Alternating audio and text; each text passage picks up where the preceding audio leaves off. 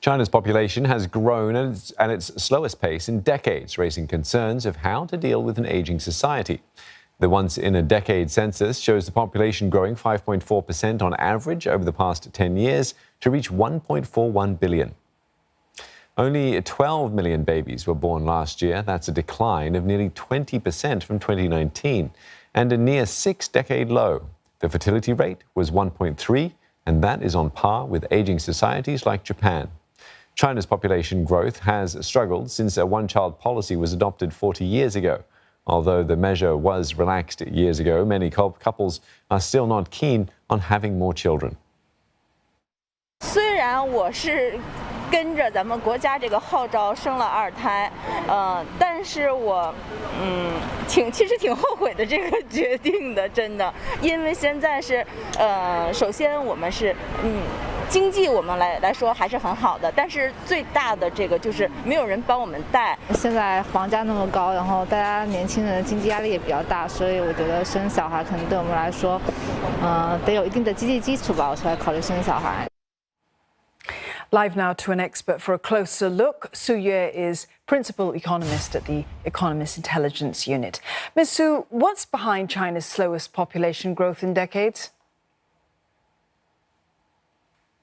Yeah, I think one of the most important factor, the direct factor, is that we see China's birth rate rapidly decline.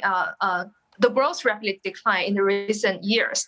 But one of the most interesting factor behind this is that I think the reason is because China introduced its one-child policy in the 1980s, which has an impact on the number of female of childbearing age. So so the number of childbearing women of childbearing age does have an impact on the birth rate today. So it's really about China's population policy 20 years ago. And how could this slowdown have major repercussions, not just on China, but the world as well?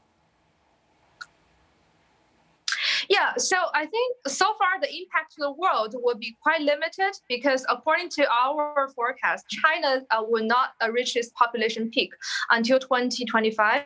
So far, I think that the impact will be quite limited. And we can also see that although China's aging population as percent of GDP increased quite rapidly, however, when we compare to the economies such as South Korea and Taiwan, we can find that China's aging acceleration process is still quite slow compared with South Korea and Taiwan, although it's really accelerating quite faster than the Southeast Asian countries. Well, at the same time, Ms. Su, the rate of increase of births, it's still faster than most Western countries.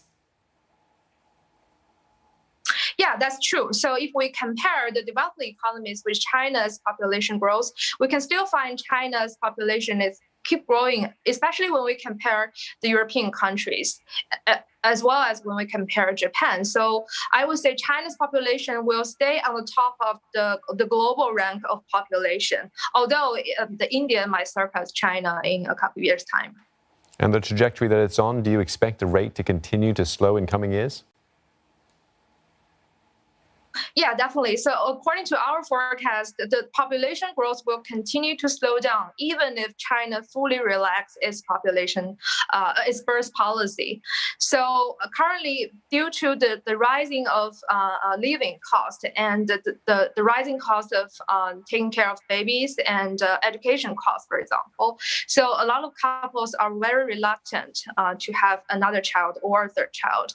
So even if China will fully relax its birth control, it will not have an impact to reverse the current decline in population growth.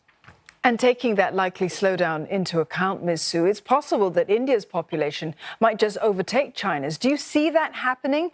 And what would be the implications of that? Yeah, I think, yes, that would definitely happening. And I think I can't remember exactly the time, but it will happen within 5 years' time.